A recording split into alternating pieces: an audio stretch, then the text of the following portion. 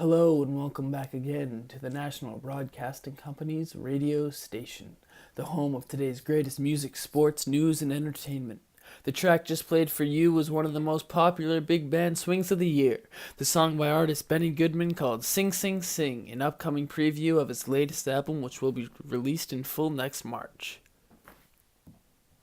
We would now like to present to you, for the first time ever, our very own 10-minute evening update, in which 5 of our most talented scholars have journeyed for 3 weeks in pursuit of the world's most intriguing and important events, operations, and influences from entertainment. Now back from their travels with some groundbreaking discoveries, these brave men are here today. Let us begin. Our first report comes from Mr. Ryan Asarian. A graduate of Berklee School for Musicians, Ryan chose to closely examine the role that music has had on our country over the past decade, beginning in the early 40s. Ryan? Yes, thank you, Mr. Hayes. My report begins with many astonishing artists we have seen in the last decade.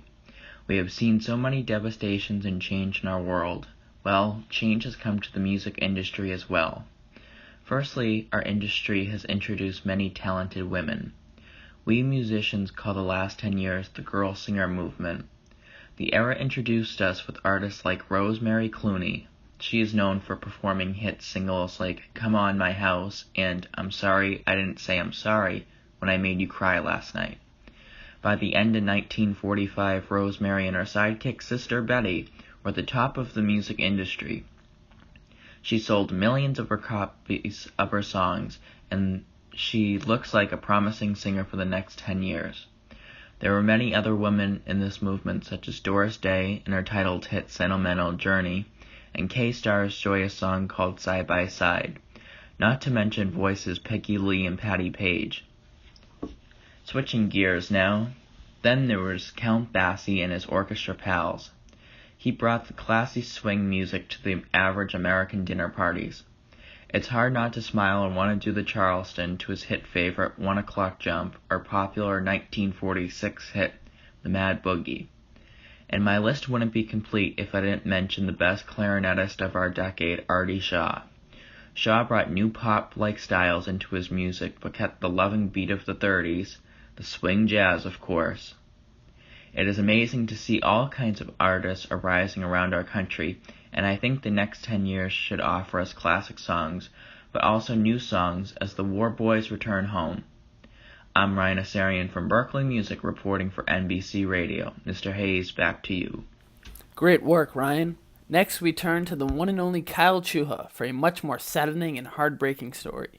Kyle, I believe you chose to focus on the aerial bombing of Tokyo during World War I, if I have it correct. Yes, it appears I do. Please begin. Tell us, what did you find? At 5:34 p.m. on March 9th, 1945, U.S. warplanes launched a new bombing offensive against Japan, dropping incendiary bombs on Tokyo over the course of 48 hours. Their planes were stripped of all guns except for a tail turret for defense. The decrease in weight increased the speed of each bomber and would also increase its bomb load capacity by 65%. The 34 bombers, flying at a mere 500 feet, dropped their loads, creating a giant bonfire fanned by 30-knot winds that burned almost 16 square miles in and around the Japanese capital and killed between 80,000 and 130,000 Japanese civilians. Masses of panicked and terrified Japanese civilians scrambled to escape the inferno, most unsuccessfully. The human carnage was so great, and the blood-red mist and stench of burning flesh that wafted up sickened the bomber pilots, forcing them to grab oxygen masks to keep them from vomiting. So sad. Our third examination also involved the Second Great War. Mr. Mark Bonobo, an expert in the field of political science, pursued an intense look at one of the single most important days in our nation's history. Known by many as D-Day and forgotten by none, Dr. Bonobo, what did you learn?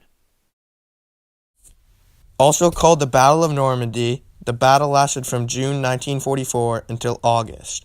The battle began on June 6 and was codenamed Operation Overlord. In history, this day was mostly known as D-Day.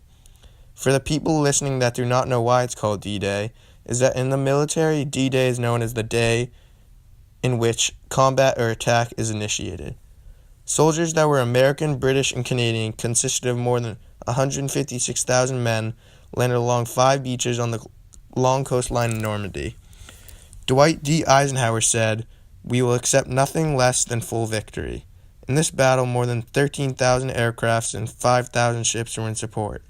It's also one of the largest battles in history that amphibious vehicles were used. Sadly, over 9,000 Allied troops were killed in the battle, but without their sacrifice, the expedition to stop the Nazis and Hitler would have been much more difficult. Next, a plot to kill Hitler by some of his most trusted subordinates.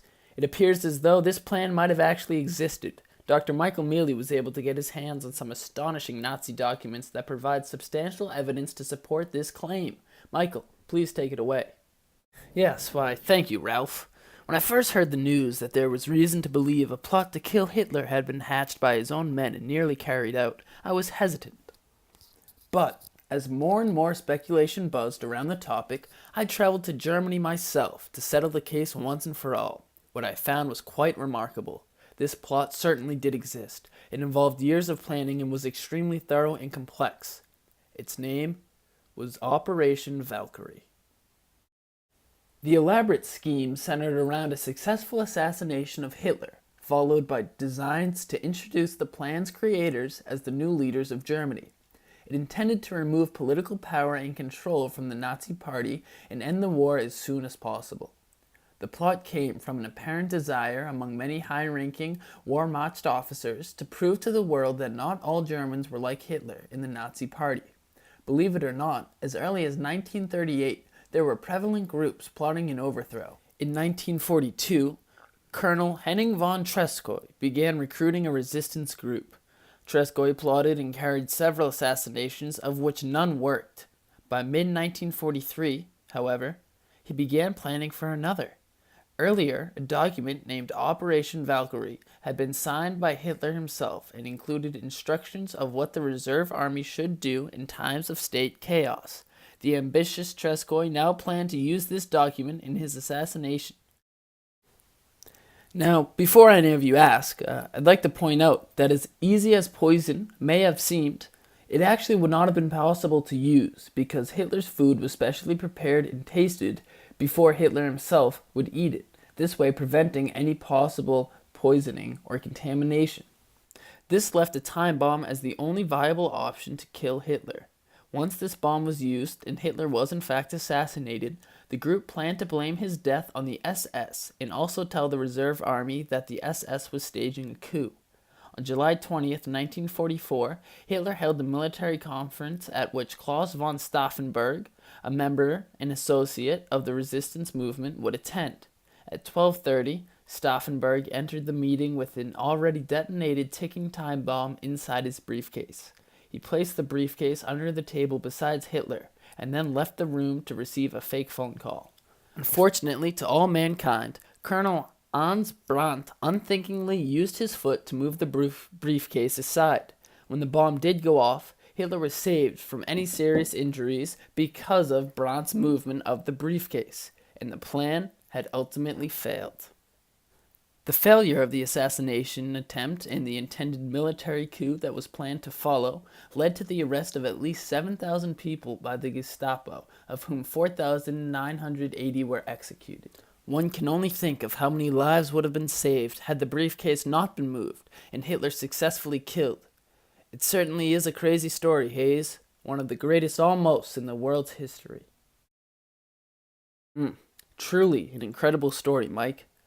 Now, our final report addresses a mix of both influential pop culture and deadly war. Here to talk to us today about Hollywood's role in the World War II effort is Sean Donovan. Sean? In September of 1941, an investigation was launched on whether Hollywood was campaigning to bring the United States into World War II. Hollywood was accused of bringing interventionist and pro-British messages into their films.